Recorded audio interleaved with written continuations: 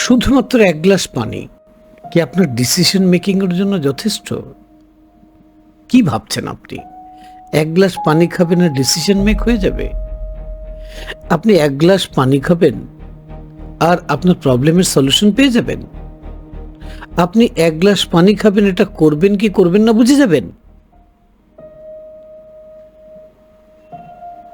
জাপানের scientist doctor ইমোতো Masaru তিনি research করে বলছেন যে পানির যে ভেতরে মলিকিউল আছে সে মানুষের থটকে রিসিভ করে নিজের মলিকুলার স্ট্রাকচারকে চেঞ্জ করে ফেলে।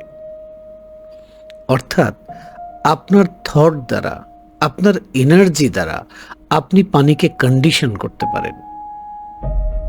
কন্ডিশন করলে আপনি এটাকে দিয়ে আপনার ডিসিশন মেকিং থেকে শুরু করে আপনি কি করবেন কি করবেন না সেই ওয়ে খুঁজে বের করতে পারেন।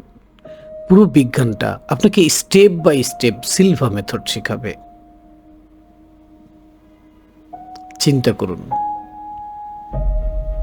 আর যদি আপনি জানেন যে আপনার দেহের 70% হচ্ছে পানি, আর আপনি যদি পানিকে এনার্জাইজড করে এটাকে ইউজ করেন, তাহলে ডে বাই ডে আপনার হেলথ ইমপ্রুভ করতে থাকবে।